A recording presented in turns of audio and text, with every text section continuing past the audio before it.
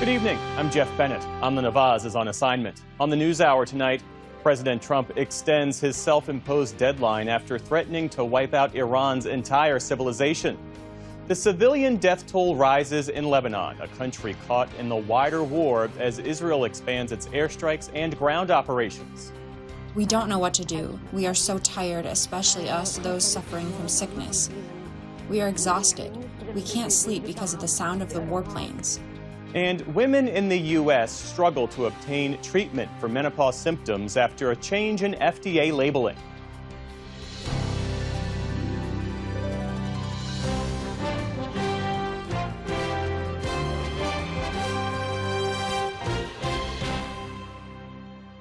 Major funding for the PBS News Hour has been provided by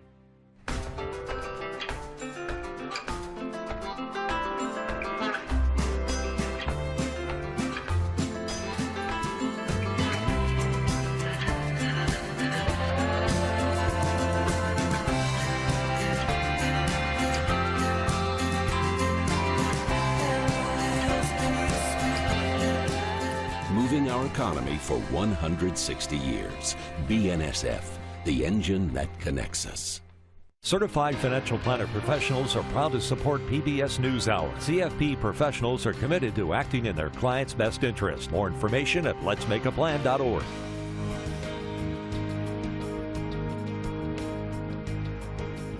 the ongoing support of these individuals and institutions, and friends of the News Hour, including Kathy and Paul Anderson, and Camilla and George Smith. And with the ongoing support of these individuals and institutions.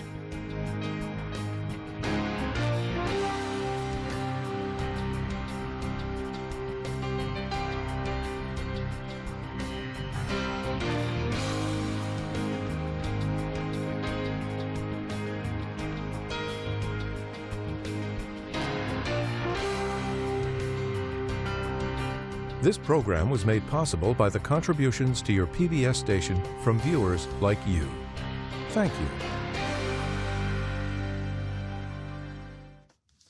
Welcome to the NewsHour. President Trump is backing off for now his threat to destroy Iran's civilian infrastructure and wipe out its civilization. In a social media post, he said he has agreed to suspend the bombing and attack of Iran for 2 weeks, calling it a double-sided ceasefire. That's if Iran immediately reopens the Strait of Hormuz. And the president added that the U.S. received a broad proposal from Iran that is, quote, a workable basis on which to negotiate. Nick Schifrin starts our coverage. Today, after rockets rained onto Tehran and U.S. and Israeli strikes smashed buildings into carcasses, President Trump provided a reprieve, accepting Pakistani Prime Minister Shehbaz Sharif's proposal for the president to delay his ultimatum by 2 weeks and for Iran to lift its chokehold over the Strait of Hormuz also for 2 weeks. This morning, President Trump's ultimatum was his most severe yet. A whole civilization will die tonight, never to be brought back again. I don't want that to happen, but it probably will, calling tonight's original deadline one of the most important moments in the long and complex history of the world. Every bridge in Iran will be decimated by 12 o'clock tomorrow night. Yesterday, President Trump said if Iran didn't reopen the strait and make a deal, he would launch a 4-hour bombing mission beginning tonight at 8 p.m. Eastern, dramatically expanding last week's strike on a bridge that a U.S. official says was a planned Iranian resupply route. Military officials told PBS NewsHour if the president ordered the new campaign, they would target bridges and power plants that have connections to the Iranian military. There are still some things that we'd like to do, for example, on Iranian ability to manufacture weapons that we'd like to do a little bit more work on militarily. But fundamentally, the military objectives of the United States have been completed. Today in Budapest, Vice President J.D. Vance, on a visit designed to politically support Hungarian Prime Minister Viktor Orbán's re-election, said U.S. demands included Iran halting all support for regional proxies, including Hezbollah. They've got to know we've got tools in our toolkit that we so far haven't decided to use. The President of the United States can decide to use them, and he will decide to use them if the Iranians don't change their course of conduct. But today, Iran continued to strike the U.S.'s Arab Gulf allies, targeting a Saudi petrochemical complex. Israelis rushed to shelters as Iranian missiles targeted Tel Aviv and its suburbs. And today, Iran's president called for volunteers to protect the country's infrastructure. He said 14 million young Iranians answered the call to create human chains around bridges and even the country's nuclear facilities. There must be no doubt Iran will take all necessary measures to defend its people. And tonight's pause does not change Iran's long-term public demands, laid out today by Iran's UN ambassador Amir Saeed Iravani, which, at least in public, includes financial control over the Strait of Hormuz. But the U.S. and Israeli campaigns in Iran also continued today, including what a U.S. official identified as naval mine and missile storage and other military targets struck on Karg Island, through which Iran exports 90% of its oil. Israel also targeted some of Iran's railway network. And one strike even hit a Tehran synagogue and its irreplaceable handwritten copies of the Torah. Before President Trump's pause, Israeli Prime Minister Benjamin Netanyahu said the campaign would continue. I tell you constantly that we are crushing the terrorist regime in Iran, but we are doing so with even greater vigor and with increasing force. But tonight, a White House official tells me that Israel, too, has agreed to stop firing and to the president's ceasefire, Jeff. And so it does appear that, at least for 2 weeks, this war is now over. And Nick, what are the implications of the president's announcement tonight beyond this 2-week delay, this 2-week ceasefire? Is there sort of an infrastructure here for a longer-term peace? So I think the president is saying there is. So I think the first part of that is that the U.S. is emphasizing, U.S. officials are emphasizing tonight that Iran has to reopen the Strait of Hormuz. So none of this works unless there's a reopening. So assuming for a second there is a reopening, the president is emphasizing tonight that Iran's 10-point plan that it has sent to the United States over the last week or so is a, quote, workable agreement and a workable basis on which to negotiate. Here's the thing about that 10-point plan, Jeff. It includes things like Iran will maintain financial control over the Strait of Hormuz. The U.S. and Israel have to send reparations to Iran, and that the U.S. has to lift all sanctions on Iran. None of that, at least publicly, assuming that it's still in there, has been acceptable to the United States, Israel, or any of its allies. And so the president is emphasizing that we got the job done, we hit our marks militarily, now's the time for long-term peace, but Iran still maintains the ability to launch missiles and drones across the region. And at least publicly, Iran's demands for that long-term peace are unacceptable to the United States, to Israel, and their allies. So there is a long way to go if this is going to become anything more than a 2-week ceasefire before the war resumes. Nick Schifrin, thanks as always for that reporting. Thank you. Let's shift our focus now to Tehran and special correspondent Reza Sayah, who's been following this precarious back and forth from the Iranian capital. So, Reza, the news of a 2-week ceasefire just came. Have you heard any reaction yet? Yeah, no official reaction from government officials other than that they've accepted this proposal. But I think publicly they're going to portray this as a victory against the United States and Israel, just like Mr. Trump on Monday and as Secretary of War portrayed the recovery of the U.S. fighter pilot as a huge victory and a show of U.S. military might. I think Iran is going to portray this agreement as a win. Remember, for Iran, survival was always victory. And despite taking many losses, the destruction of military hardware, the destruction of industrial and economic infrastructure, the assassination of political military leaders, the loss of their supreme leader, they are still standing, and for them, this is a win. And state media is reporting it is such. I'm going to read you a couple of headlines that were just published a couple of minutes ago. Fars News Agency writing, Trump با عقب نشینی دوباره. Trump once again retreating. Mehr News's headline is قدرت و مقاومت ایران ترامپ را مجبور به آتش بس کرد. The strength and resistance of Iran forced Trump to accept a ceasefire. So certainly they're presenting it as a win, but I think moving forward, all eyes are going to be on the Strait of Hormuz. The agreement says Iran must open it, and we'll see if they open it and what they do beyond the 2 weeks. It's striking to hear you say that for Iran, survival is victory. How then did Iranian officials react to President Trump's threat earlier today to erase an entire civilization in Iran, as he threatened? Yeah, I think the people reacted negatively. They were very concerned about what he meant when you have the leader of the free world, the president of the strongest country in the world, threatening to erase your civilization. You wonder, what he means. The military leaders were more dismissive. Their position is, if he's going to attack our infrastructure, we're going to do the same. But I think that rhetoric is behind us right now, and moving forward, we're going to see how this plays out, and especially beyond these 2 weeks. Remember, it was increasingly clear that Iran's hold of the Strait of Hormuz was a lever they never had before until this war, a lever with which they could wage war on the global economy in response to U.S. and Israeli bombings, and in many ways guarantee their security. And I think it'll be very interesting to see 2 weeks from now. This was their demand to keep a hold of the Strait of Hormuz, to change the protocol. Will they stand firm next to their demand or forego it? That's going to be key moving forward. And Reza, finally, do Iranians, based on your reporting and based on your conversations, do they think that this will lead to a lasting peace?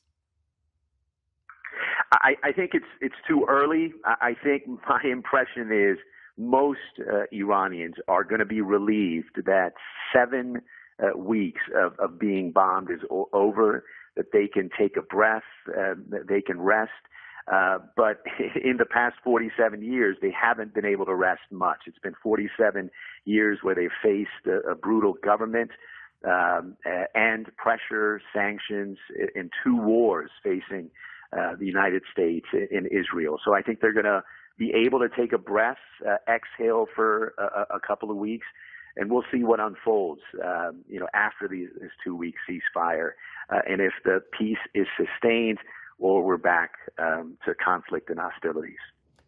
Reza Sayed joining us tonight from Tehran. Reza, our thanks to you.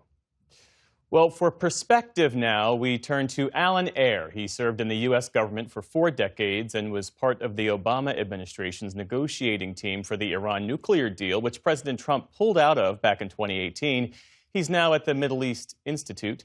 And Miad Maliki was born and raised in Iran. Until last year, he was Associate Director for Sanction Targeting with a focus on Iran in the U.S. Treasury Department. He's now a Senior Fellow at the Foundation for the Defense of Democracy. Thank you both for being here. Alan, we'll start with you. I think it might be helpful for our viewers to sort of reset the table. Help us understand what exactly has been agreed to and by whom. Well, I think what's been agreed to is ceasefire for 2 weeks. And on the one hand, U.S. and Israel have to obey. On the other hand, Iran. It's not clear whether this extends to Israel stopping attacks in Lebanon, which is one of the 10 points that Israel had in its proposal. Unclear. But to me, the key unknown variable is how much does Iran let loose of its chokehold on the Strait of Hormuz, which has become the single most important piece of strategic leverage it has. I'm frankly surprised that they agreed to this ceasefire. And 2 weeks from now, we'll see whether they're willing to relinquish it in perpetuity, which I would be surprised at. How realistic is this in the short term, do you think, Iran reopening the strait? I think it is. I would disagree with it. I would argue that they needed a ceasefire more than any other party to this conflict. I mean, their economy is bankrupt. They rely on the Strait of Hormuz more than any other nations in the Gulf. So I think they wanted the ceasefire. I'm not surprised that they agreed to some sort of ceasefire. We don't know what those 10 points are. We've seen some reports that some of those 10 points are things that I don't think the U.S. government is going to agree to, such as sanctions relief or some kind of a provision of financial kind of incentives to Iran for the flow of commerce through the Strait of Hormuz. It could be some watered down version of the 10 points. It could be a new set of 10 points that Iran proposed. So we have to wait and see what those 10 points are. But at this point, again, I think the Iranian regime is coming out of this in a lose-lose kind of situation. They accept the ceasefire. They have to accept the reality of the domestic pressure, a broken economy, and a political situation that is very dire. They've lost their top layers of leadership, and it's unclear if they can actually communicate between different provinces with different parts of government. And if they did not accept a ceasefire, then they're going to keep losing militarily and politically and economically. And Alan, in the Truth Social post from President Trump this evening, he says, "We have already met and exceeded all military objectives." What were those objectives, and is his assessment widely shared? Before I answer that, I'd like to point out one thing, and I could be wrong, but Iran's ships were still going through the Straits of Hormuz, so they were still making money. They were controlling the flow of traffic, but not stopping all of it. So economically, they weren't suffering that much. They were, in fact, making more. And your question was? When the president says we have already met and exceeded our military objectives. He has. I mean, Israel and the U.S. have both said repeatedly, our goal was to deny Iran the ability to project power past its borders. They've done that. They've taken out the Navy. They've taken out the Air Force. They've hurt much of Iran's defense industrial base, destroyed many of the petrochemical plants that made precursors essential for rocket fuel, missile fuel, taken out the nuclear centers. But what they didn't do, the unintended consequence is they allowed Iran to discover a new strategic lever, and that's control of the Strait. So in many ways, control of the Strait has supplanted the latent threat of Iran going nuclear in terms of a possible future strategic deterrent. And the military might, in and of itself, isn't enough leverage to ensure that the Strait stays open? Who's about the Western military might? Yes. No, it's not, because it takes relatively little to close the Straits. All you have to do is spook the insurance market. And that's, you know, a fast attack craft and a guy holding an RPG, right? It doesn't take a massive Navy to threaten the Strait of Hormuz to hit a ship. So that's the problem. All it takes is a couple of drones, which are cheap to make. Iran has lots of them. Or even worse, as I said, someone in a fast attack craft. And you've so cowed the international insurance markets that they're not going to provide insurance, without which ships won't go through the Strait. Mia, do you see a framework here for a lasting peace, something more durable? I don't think you can see that with this regime. And just kind of responding very quickly to your point, there's some limited number of tankers, Iranian tankers, that move through the Strait of Hormuz. But the fact is, Iranian regime cannot repatriate any of this revenue that it generates from oil. It's unclear if the oil that moves outside the Strait of Hormuz is actually being picked up by buyers. There's now Venezuela oil in the market. There's more Russian oil that is now available to some of the buyers, given some of the relief that was provided recently. So back to your question, I think it's, with this regime, a lasting peace or agreement is just not, you're not going to see that. I think they're, especially given the fact that they're domestically under so much pressure, they're going to have to look for some kind of another conflict. If you go back historically, you know, in the 80s, Iran-Iraq war gave Iranian regime some kind of a few years of relief domestically to kind of operate in that state of war. They have that right now with the ending of the strikes and the campaign. They're going to have to face the reality that domestically they're not really considered legitimate by the people. They don't have the support domestically. We can see how another round of protests in Iran and the regime might go back to posing threat to external adversaries. Well, to your point, as I understand it, the last line of the Iranian statement reads, "Our hand remains upon the trigger," which you would interpret in what way? I think they're going to maintain control over the Strait of Hormuz. They've had this for years. That's not going to change. They're not going to agree to any kind of deal that would push them away from what they're able to do in the Strait of Hormuz. But as I said, their import relies on the Strait of Hormuz. Their export, getting oil out, depends on the Strait of Hormuz. Regardless of if they can sell the oil or not, they have to get the oil out so they can continue to extract oil. Yeah. So they really depend on the Strait of Hormuz. They're going to continue to pose that threat. And Alan, what fault lines remain at this point? Well, the fact that both sides' minimal demands of the other are so far apart that it will take serious and sustained negotiations for any sort of chance of a solution. And this is not something the U.S. has really done, this administration, before. They have a type of strategic attention deficit disorder. They want to move on to something else. So I just hope that they dedicate the people, the expertise, and the time. There was a recent story in the press that said that Mr. Witkoff and Mr. Kushner told President Trump, in essence, yeah, we could probably reach a deal, but it would take a few months. Well, that's great. Let's dedicate those few months and get a deal. And lastly, what do you make of Pakistan's role in all of this? Why have they emerged as the key mediator?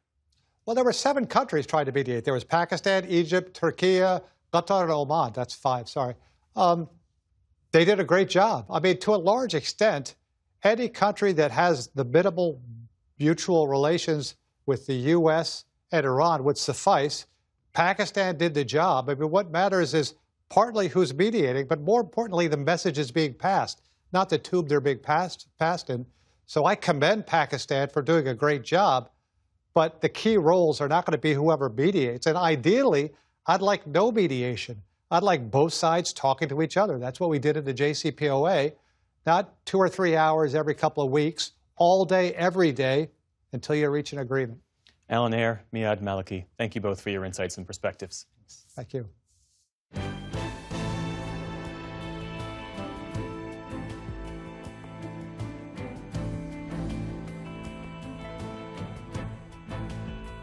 In the day's other headlines, Vice President J.D. Vance is in Hungary today, backing the Trump administration's support for Prime Minister Viktor Orbán's re-election bid. During a joint press conference, Vance praised Orbán as a statesman and accused European Union officials of trying to sway the election against him. The far-right leader and close Trump ally is trailing in many polls ahead of Sunday's vote. Vance's appearance was a break with most politicians who avoid taking an active role in the political campaigns of other countries. Later, the vice president began his address to a crowd in Budapest by calling President Trump, who offered his own praise for Orbán via speakerphone. Mr. President, you are on with about 5,000 Hungarian patriots, and I think they love you even more than they love Viktor Orbán. I can't believe that because I love Hungary and I love that Viktor. I'll tell you, he's a fantastic man. We've had a tremendous relationship. Vance's visit comes as Orbán is seeking a 5th term in office. He's facing a strong challenge from center-right candidate Peter Magyar, who has called the election a referendum on whether Hungary continues to align with Russia or with European democracies. The American journalist kidnapped in Iraq last week, Shelley Kittleson, was reportedly released today. The Associated Press and other outlets say the 49-year-old was freed this afternoon but did not provide her current whereabouts. Earlier in the day, the Iran-backed militia group Kataib Hezbollah said it would release Kittleson so long as she leaves Iraq immediately. Closed-circuit footage shows the moment a person believed to be Kittleson was rushed into a car on a Baghdad street back on March 31st. Iraqi officials reportedly say she was freed in exchange for the release of militia members, though that has not been confirmed. In Turkey, officials say gunmen attacked a building in Istanbul today that houses the Israeli consulate.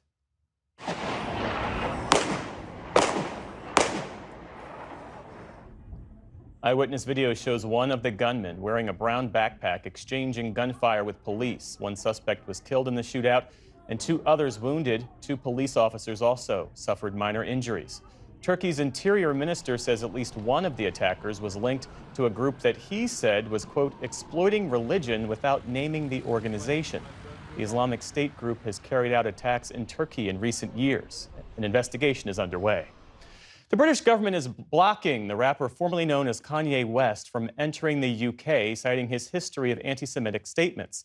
The country's Home Office said his presence would not be conducive to the public good. Ye, as he is now known, was scheduled to headline the Wireless Music Festival in London this summer. Organizers now say the 3-day event is canceled and that ticket holders will be refunded. Last year, Australia canceled Ye's visa after he released a song promoting Nazism. It all follows 2 sold-out shows of his in Los Angeles last week. In Northwest Georgia, voters are selecting who will replace former Congresswoman Marjorie Taylor Greene in Congress. The special election pits the Trump-backed Republican Clay Fuller against the Democrat Sean Harris. The winner of today's election will serve out Greene's term in the heavily Republican district, but he'll need to run again in a separate primary later this year to keep the seat. Meantime, in Wisconsin, Democrats are hoping to increase their control of the state's Supreme Court in a race between 2 appeals court judges, the Republican-supported Maria Lazar and Chris Taylor, who's backed by the Democrats. NASA and the White House released dazzling new images today taken by Artemis II astronauts as they made their journey around the moon. EarthSat, a spin on Sunset, shows the Earth disappearing behind the moon's surface. It's a nod to the famous Earthrise shot from the crew of the Apollo 8 back in the late 1960s. And then there was this today, a solar eclipse with the sun slipping behind the moon, a view rarely seen by humans. The photos were released as the astronauts returned home from their journey around the far side of the moon, during which they set a record for traveling further than any astronaut before. And there was yet another first today. Integrity, this is the International Space Station. How do you hear?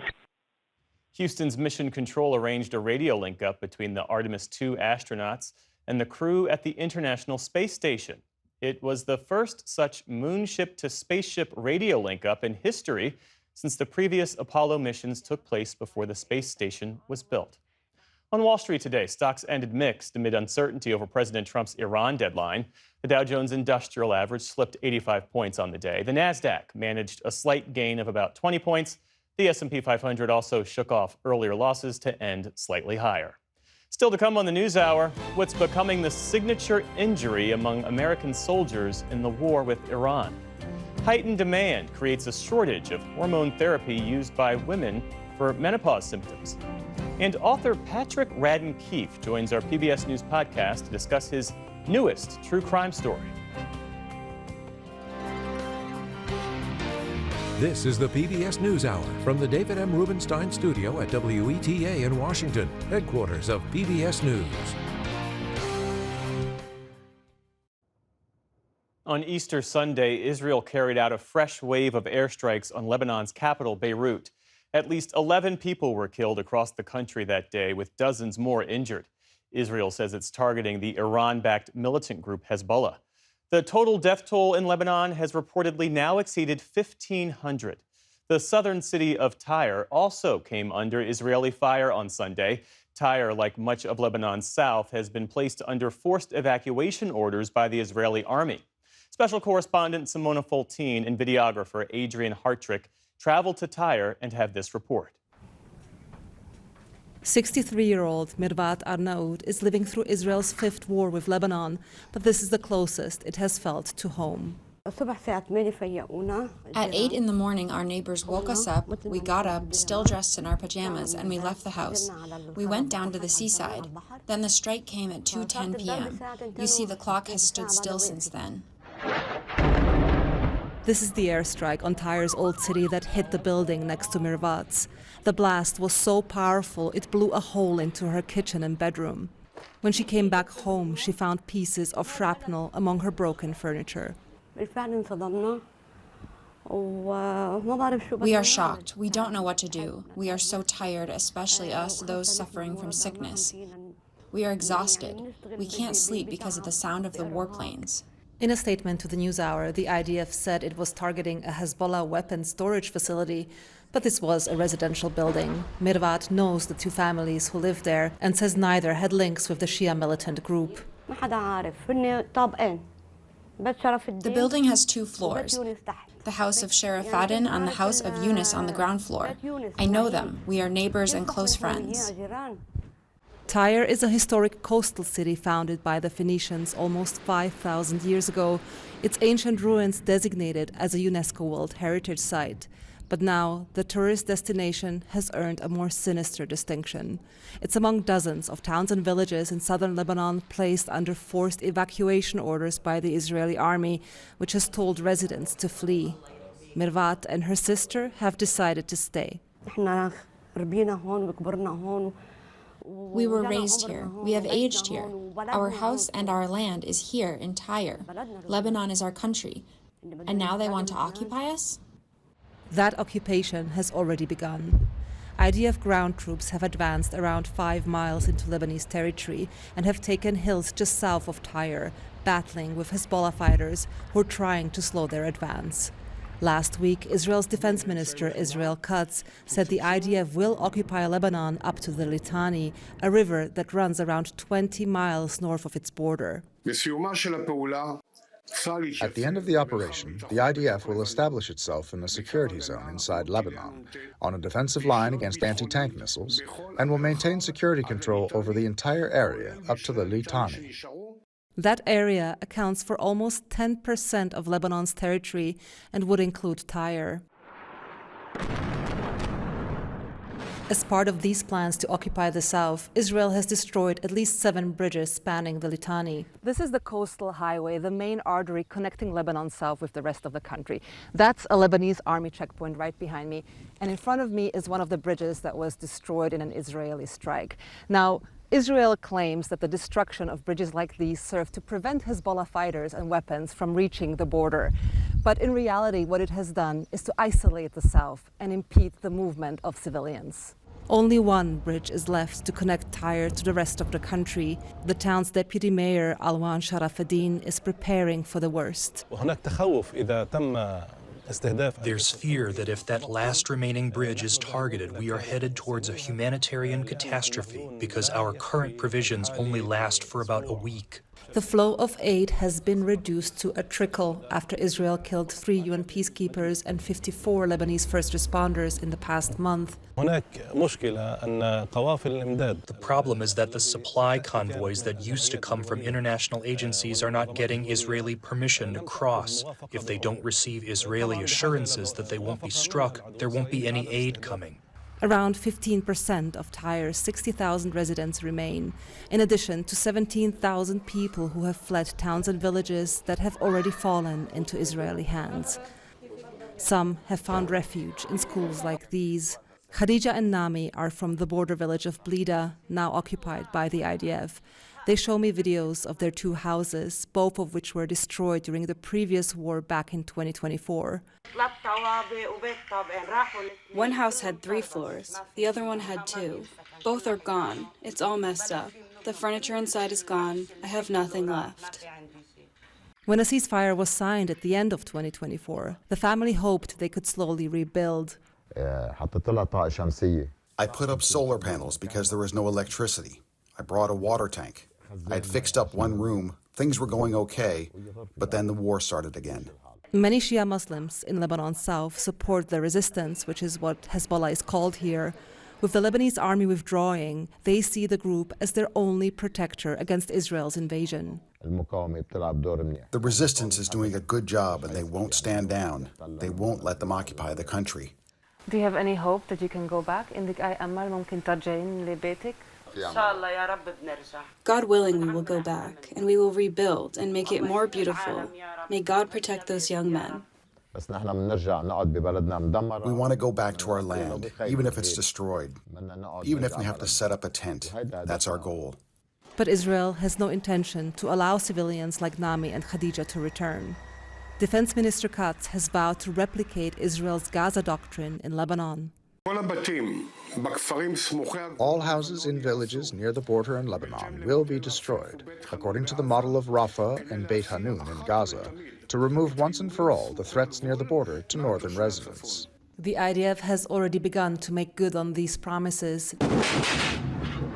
It has detonated at least 2 border villages in what seems to be a scorched earth policy aimed at punishing Shia Muslims and making their areas uninhabitable. The war has uprooted more than 1 million people in Lebanon. This Syrian family fled instability back home and has now been displaced again. They found no space in government-run shelters.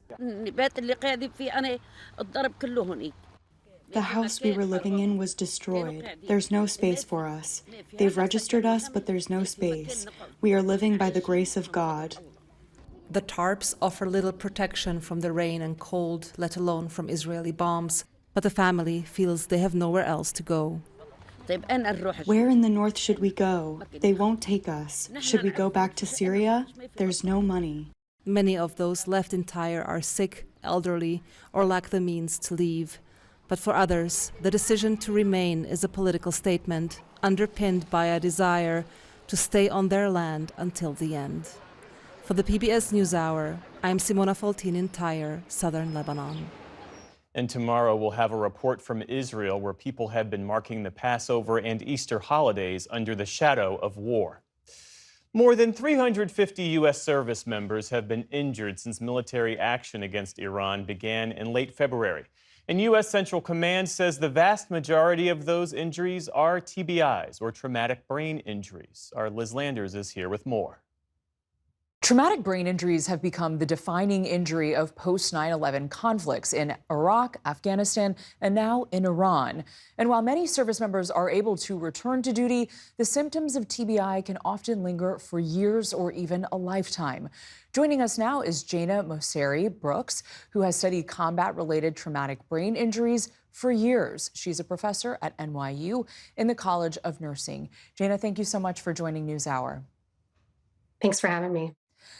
Why have traumatic brain injuries for soldiers become more common, not just in this war with Iran, but also in the war on terror in the last 20 or so years?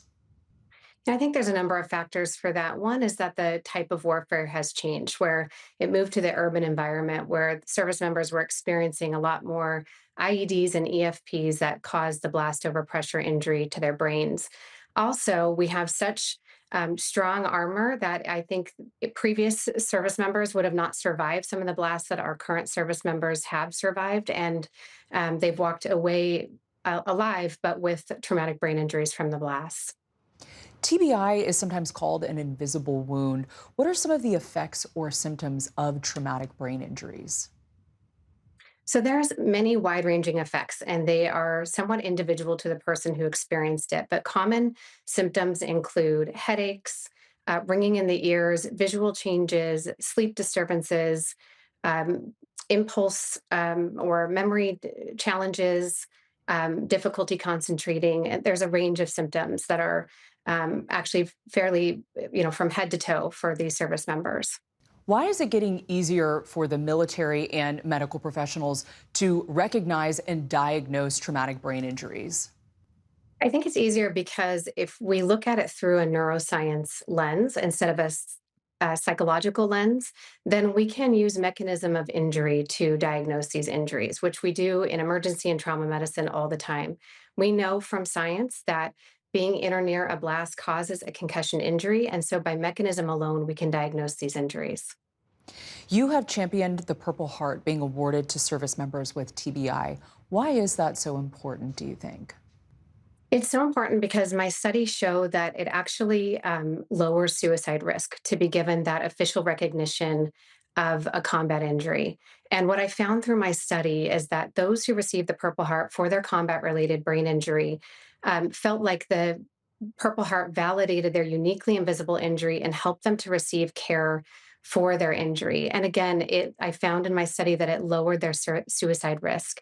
And we know that those with a combat-related traumatic brain injury are 4 times more likely to attempt suicide and have over double the suicide rate than those without a traumatic brain injury. How can this Trump administration improve the TBI care that soldiers from this Iran war are receiving? I think this administration has a phenomenal opportunity to be the first to properly recognize, identify, document, and treat these injuries to prevent suicide in the long term. I think that they have an opportunity to provide early recognition through receipt of the Purple Heart and to ensure that these service members who come home have multidisciplinary care and a accelerated phase recovery plan for the years after the injury occurs to help them to heal from the injury. Earlier, we spoke with Jim and Carrie White from North Carolina about the reality of military families caring for returning veterans. Their daughter, Kimmy, suffered a severe traumatic brain injury in 2014 while serving in Afghanistan and now requires full-time care. I want to play some of that interview for you. That's a burden that will get carried quietly by families. It'll change everything. But for us, it's been a duty. It's been just another duty, and it's been an honor to take care of our daughter. And it's been, for all the hardship, there's been many, many gifts that we've gotten as a result of it. The way our friends and neighbors have responded, the support we've gotten. Service members don't choose the wars. They choose to serve their country. That's the way we look at it. And it's an act of faith, really, in the nation that we love to do that. And I think the country has a lifelong obligation. When we ask our sons and daughters to serve in harm's way, they have an obligation to stand behind them for the length of time it takes for those families that have sacrificed. I think Jim and Carrie demonstrate that for every veteran that serves, there is a family behind them that supports them and also sacrifices as well. What do those families experience? And then also, how can those families be supported? Yes, that's so true. So the families experience seeing firsthand the service members' challenges or continued symptoms from their traumatic brain injury in the rawest, most vulnerable state. And so they have really important insights to share and need to be listened to and heard and included in the care process and the care plan and the recovery plan through every aspect of it. And I think they have important insights that they should be brought into the visits and made sure that they're heard and being given the opportunity to share what they see behind closed doors. What is your advice to some of those family members? My advice would be to insert yourself in the process and to go with a service member to the office visits, to advocate for them to receive continued care and a multidisciplinary approach to helping them through some of the symptoms that they're experiencing, and to not give up, to keep going, to keep advocating, and to stick with them to make sure that they get the care that they need. Jana Mosseri-Brooks, thank you so much for joining the NewsHour. Thanks for having me.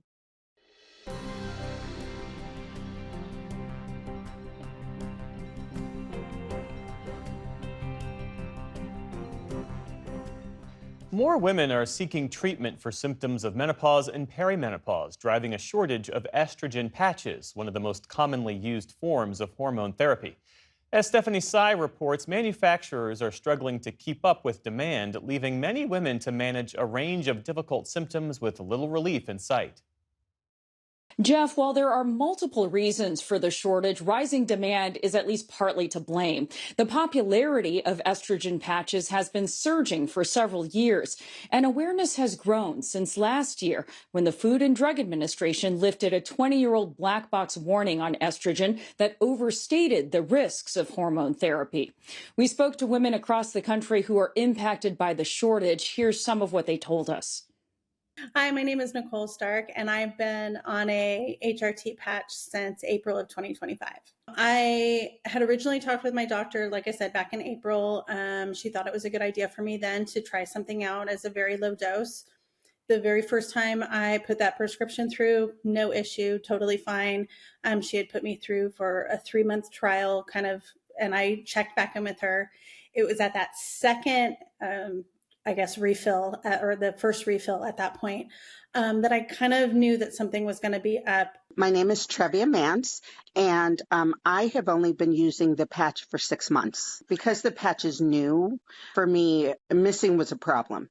And I actually ended up missing 2 doses. My name is Michelle Pearls. I've been on the patch for less than 1 year. When I started getting these particular patches, which are twice weekly patches, there were delays in being able to get the medication, and I was not able to get 3 boxes at a time, which is what we're supposed to be getting pursuant to our insurance policy through Aetna. Sometimes I was able to get 1 box. So as of right now, I've actually been without the patch for the last month. The night sweats have been intense. My irritability is definitely not in check. I've been a far less pleasant person to be around, and I know that, but I can't stop it. And it's really unsettling. There was panic. There was, when they said, it's on back order, and then you have to wait. They're like, every day. But because I have a clotting disorder, I didn't have the option of creams or lotions because you can't gauge the dosage as well. So I called up Wegmans. They were wonderful. They were very helpful. And they said, yes, we can get you this medication. We can get you 3 boxes worth tomorrow. But then they called me back and said, by the way, your insurance is not going to cover this. At this point, I think it's been pretty much weekly that I've checked back with my local pharmacy, and it's the same answer. So, and they just kind of throw up their hands of, we're not sure when, sorry, is their answer. So I'm not sure what that's going to look like. What we ended up having to do was go with a different manufacturer, which of course requires different, going through your insurance and prior authorization. And then I was able to get the patches through them. I still had to pay, quite a bit more than I would have through my insurance. It's a fair amount more. And right now I'm a full-time student. I'm not working, so it is impacting us. But my quality of life is worth, this sacrifice for me at this time. For more on this, we turn to Dr. Lauren Streicher, a professor of obstetrics and gynecology at Northwestern University's Feinberg School of Medicine. Dr. Streicher, thanks for joining us on the NewsHour. You heard all those women scrambling for these estrogen patches. Give us a quick sense of how much we've seen demand surge overall for estrogen prescriptions and when the shortages became evident. Well, first of all, I wouldn't call it a surge. I would call it an explosion. There has been an increase in estrogen prescriptions, 86% in the last 5 years, and 50% of those are for patches. So while we haven't had the shortage until recently, it's really the perfect storm of having supply chain issues and tariffs. And then you put on top of that, so many women are suddenly getting prescriptions for patches that never had before. We're going to get to the demand in a second, but the supply shortage has no clear end in sight. What tips do you have for women who can't get their prescriptions filled? Well, they have a number of different options. First of all, sometimes it's as simple as trying a different pharmacy. There are different distributors, and sometimes maybe CVS has something that Walgreens doesn't. So you do have to do a little bit of looking around, a little bit of footwork. But the other thing that women are not considering that's critically important is that the patch is not the only form of hormone therapy. Now, we talk about transdermal hormone therapy being preferable for many women because the absorption through the skin means that it bypasses the liver and it doesn't have an increased risk of blood clots and some other cardiovascular issues. And that's why a lot of women go the patch route. But the patch is not the only transdermal estrogen. We have transdermal creams and sprays and gels, and all of them are equally safe. So that would be my number one thing is if you can't get your patch, that doesn't mean that you might not be able to use another transdermal option. Not to mention that a lot of women are candidates for a pill, for an oral option. A lot of women have been led to believe that the only option is the through the skin option, which has advantages, but there are also advantages to the pill for some women, and some women are perfectly good candidates. So just exploring those kinds of options are useful. And then if you are a patch person and you want to use that patch, then you can start to do some little tips and tricks, if you will. You can get a patch that's half the dose and use 2 of them. Maybe you can get a higher dose patch and cut that patch in half, but you need to be aware that you cannot cut every single patch. Dr. Streicher, the topic of menopause has become huge on social media with Hollywood actresses and influencers openly talking about their symptoms and the benefits of hormone therapy. Are these estrogen product shortages an unintended consequence of all that? And how much is hype versus good health advice? Well, there's no question that everyone's talking about menopause, including influencers and celebrities. And this is a good thing. We want people to talk about menopause. But along with that comes the other part, that fact that people are being talked into this idea that every single woman needs to take hormone therapy, no matter what their symptoms are, no matter what their goals are, no matter how old they are. But the other thing that's happening is that we have a lot more doctors who are put in the position of needing to prescribe hormone therapy. And on one hand, this is a good thing. We want doctors to prescribe it to women that would benefit and that is appropriate. But you also have doctors that, quite frankly, are not menopause experts. So maybe they only know about the patch and they tell everyone the patch is what you should use. The patch is safest. Bioidentical is always best. And that's not necessarily the case. So it's a little problematic because it's great that this has become such a topic of conversation, but we also need to keep in mind that this is individualized therapy. And if there was a doctor who prescribed the same blood pressure pill to every single patient that walked in the office, you'd say, that's not a very good doctor. Yet we have a lot of doctors that are prescribing the exact same hormone therapy to every woman who walks into their office. And that's something that I'd like to see change. The FDA reversed those broad warnings about hormone therapy last year, but you've also suggested in your writing that the FDA's messaging about hormone therapy may be leading to undue demand. Can you talk a little bit about that? Yeah, some of the statements that were made by the representatives of the FDA, RFK, and Dr. Mark Carey really have not been shown scientifically to be true. As an example, they talk about how if women use hormone therapy, that it's going to prevent dementia down the road. The science does not back that up. They talked about how it's going to decrease cardiovascular disease. The science does not necessarily back that up. Again, it's individualized. There are certain people that are at increased risk. People who have hot flashes, for example, or who are not sleeping are going to benefit from getting rid of those hot flashes and sleeping more, which in turn is going to reduce the risk of having dementia or cardiovascular disease down the road. But we have women who are coming up to me and saying, I'm 65 years old. I missed the boat. I wasn't prescribed hormone therapy, and I feel like I'm doomed. I'm doomed to die a premature, horrible death from dementia or cardiovascular disease, and nothing can be further from the truth. So we have an awful lot of women who are asking for hormone therapy that not necessarily are going to benefit from hormone therapy. Some really important information. That is Dr. Lauren Streicher joining us. Thank you. Thank you.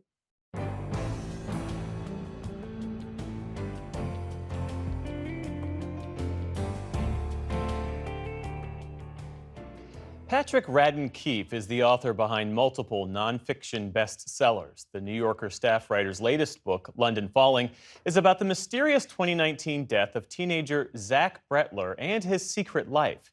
Keefe spoke to Amna Nawaz for the latest episode of our PBS News podcast, Settle In. There are so many complicated people in this book, right? But by tracing back their family stories and unpacking them the way that you do, you're sort of forced to reckon with people as they are, right? Yeah. Full, complicated human beings with all the weight of their ancestors' decisions on their shoulders and everything ahead of them as well. For Zach in particular, though, what is it you hope people take away or understand about him? Because there's a lot in there, right? Yeah. Questions about why he did what he did that we will never know the answers to. But what do you, as someone who's looked into this for so long, what do you take away from that? I mean, the way that I write is not I trained as a lawyer, but I'm not writing legal briefs. It's, the book's not an op-ed. I don't have a... You're not arguing a point. I don't have an argument to make per se. Yeah. However, part of what's interesting about Zach is he's this incredibly distinctive personality. He was a real sort of sui generis, unusual person who turns out to have been this amazingly talented fabulist who could kind of code switch and, mix it up with people who work all the time with real Russian oligarchs and somehow trick them into thinking. I mean, there are Russians who he convinced that he was Russian. I don't know how he did it. So on the one hand, he's this very distinctive kid. On the other hand, I think that the siren song that pulled him into some of these dark places is one that many of us would recognize. It's a culture that venerates wealth above all and venerates hustle, even when the hustle is illegal, potentially, and immoral, and could end in catastrophe. And I don't think that I don't really touch this stuff in the book because I think it's implicit and you can kind of make these connections yourself. But I think that if you look around in our culture, in our political leadership, there are all kinds of examples of people who have chosen that kind of zero-sum approach to life in which everything is about, I'm going to get mine. And it doesn't matter who I hurt along the way or what I might be risking in the process. There's a kind of fire that's sort of motivating people. And there's an adulation, I think, in our culture of those Wolf of Wall Street type characters. And I think the problem for Zach was he didn't see the Wolf of Wall Street as a cautionary tale. He saw it as an instruction manual. And I do not think he's alone in that regard. I don't think it's a generational thing either. I don't think it's just young people. I think across the culture, there's a lot of that out there. And so on the one hand, Zach's story is very, very distinctive. Couldn't have happened to anyone else. On the other hand, there are aspects of this that I think speak to some kind of deeper ills in terms of where we are these days. And you can watch that full episode and all of our PBS News podcasts on YouTube or wherever you get your podcasts. And that is the News Hour for tonight. I'm Jeff Bennett. Thanks for spending part of your evening with us. Major funding for the PBS News Hour has been provided by the William and Flora Hewlett Foundation. For more than 50 years, advancing ideas and supporting institutions to promote a better world at hewlett.org.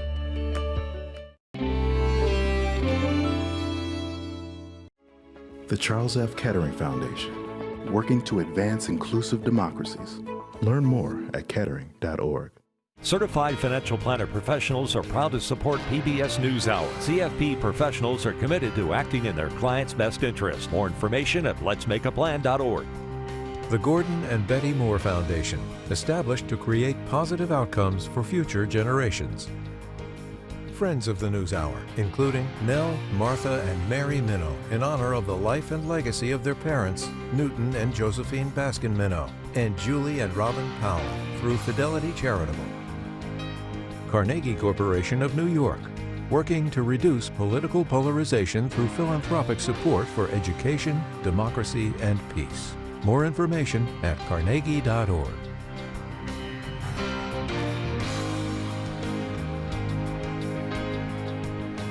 And with the ongoing support of these institutions.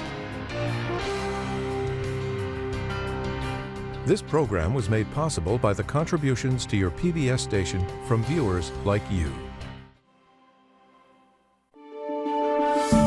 You're watching PBS.